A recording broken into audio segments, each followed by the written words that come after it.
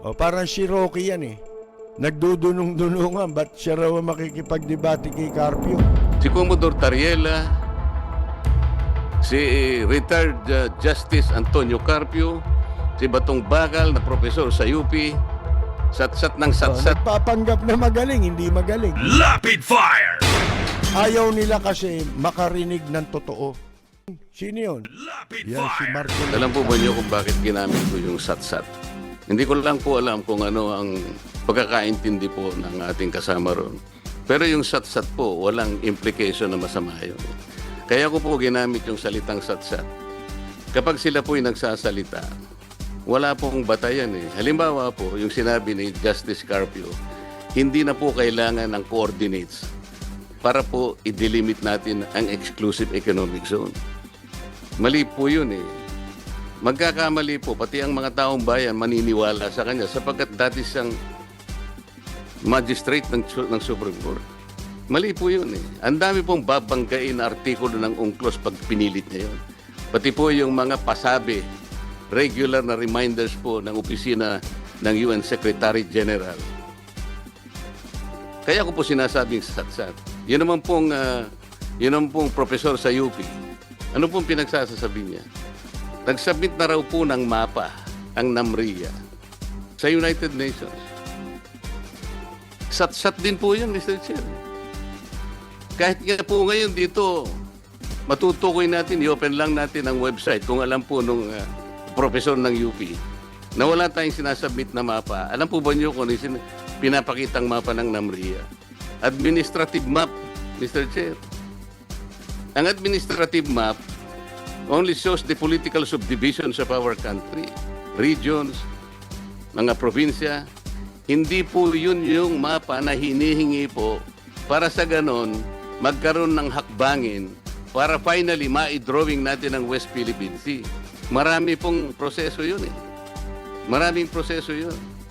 Hindi pala niya naiintindihan, satsat na sila ng satsat doon. Di ba? Dapat marunong kang tumanggap ng totoong. Paano mo malalaman ang totoong sitwasyon kung hindi mo pakikinggan? Hindi ba? Ang ibang panig. Gusto mo lang yung masarap sa tenga mo. Lalo na pinag-uusapan, ano ba ang nakataya sa public office? Ang nakataya dyan ay kapakanan ng bansa at ng mamamayan. Hindi mo kapakanan. Kaya walang karapatan ka na kwan, ang gusto mo lang marinig, yun inuuto ka. Hindi pwede yun. Kailangan naririnig mo pati yung hindi pabor sa gusto mong marinig. Diyan mo makikita eh. Walang mga totoong hangarin ito eh. Mga kaibigan eh. Hindi ho ba? Parang si Rocky yan eh. Di ba? Nagdudunong-dunungan, ba't siya raw makikipagdebate kay Carpio? Kinabukasan eh, sabi niya, yun daw Julian Felipe, hindi raw atin. Mga kaibigan. Si Raulo. Karma kagad eh, di ba? Nagpapanggap na magaling, hindi magaling. Nakita ninyo? Ako, namimiss ko tuloy si Senator Please forgive me, Miriam Defensor fellow Santiago. Filipinos. Binabanatan ko I yan. cannot Pero control bilib ako myself. dyan. Because this is such an outrage. Kasi, Basic hindi naman ko mo binabanatan mo eh.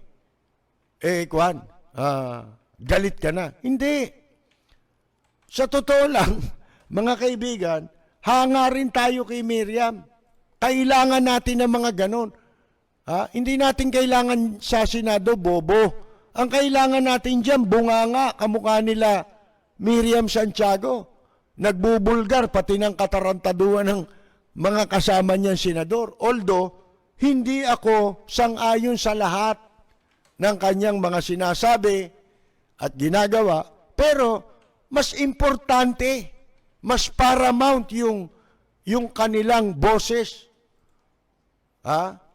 Lalo na sa pagdating sa mga issue na nangangailangan ng pagliliwanag. Doon, parang iskrimahan yan eh.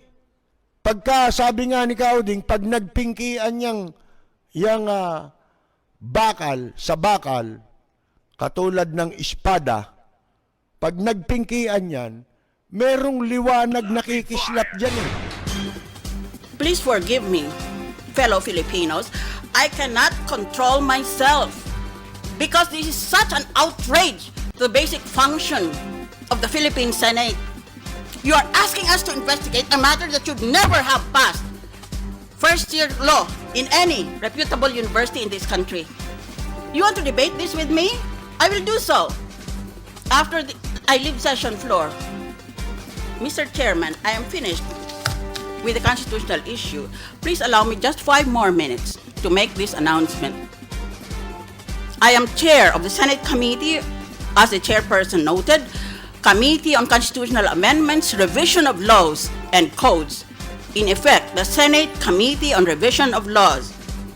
I shall call a public hearing this August on a new PCSO charter as well as a new PAGCOR charter. Both the PCSO and PAGCOR funds constitute the President's Social Fund, which has served as a black budget.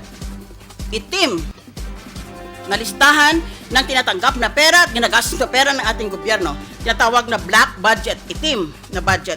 Because it is a budget insulated from public scrutiny. Yun ang problema dito eh. Ang tagal-tagal na nitong mga ahensya na ito, wala rin lang nakapag-isip doon sa mga marurunong na mga opisyal ng ating gobyerno na dapat itong mga ito ay magbigay ng kasulatan nila, mga regulasyon nila, paano ka kumuha ng pera. Sila lang ang desisyon, sila lang, and they're not elected by the people. Their budget is confined to the dark and insulated from sunshine, sneak through the back door, instead of undergoing the open process of congressional budgetary authorization. Sa Senado, magdidiscuss na naman tayo ng budget for next year. After the ng July 25, President Aquino will submit his budget to the House and the Senate. Hala, away ng away, maraming sagutan tungkol sa gagastusin. Pero itong mga ito, itong pera ng PAGCOR at ng PCSO, hindi pinag-usapan sa publiko. Hindi sinusulat o report, binabalita ng media. Sila lang ang gumagawa. Ba't walang nakapag-isip na presidente niyan ng Pilipinas? At ba't walang chairperson? Mga kaibigan, ng PCSO, ng PAGCOR? kaya mas maganda yun. Hindi ba? Kaya nami-miss ko rin eh. Wala na tayo mga ganyan ngayon na nakapagpapaliwanag sa atin ng batas. Mga kaibigan, ng konstitusyon. O, tsaka mga batas. Kasi si Miriam, naging naging judge yan eh. Katunayan yan eh. Dinimanda nga ako niyan eh. O, pero doon lang yun. Ang masama nga eh. Dito may mga pinagtatanggol pa tayo eh. Pero mga walang yarin eh. Mga kaibigan, sa totoo lang ha. Akala nyo, itong mga narinig nyo rito, minsan pinupuri natin. Wala tayong kamalay-malay, walang hiya pala yan. Oh, sa judiciary, hayop pala yung hindoropot na yan sa judiciary, mga kaibigan. Pero darating din ang karma niyan.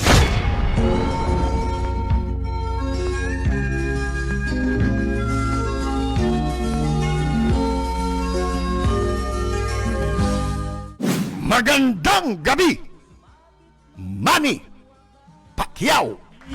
Sa bayan ko, lahat kami pantay-pantay. Walang nang aapit, ang pag-ibig ay tunay. Dito sa bayan ko, dito'y makikilala mo ang isang kaibigan nagmamahal sa'yo.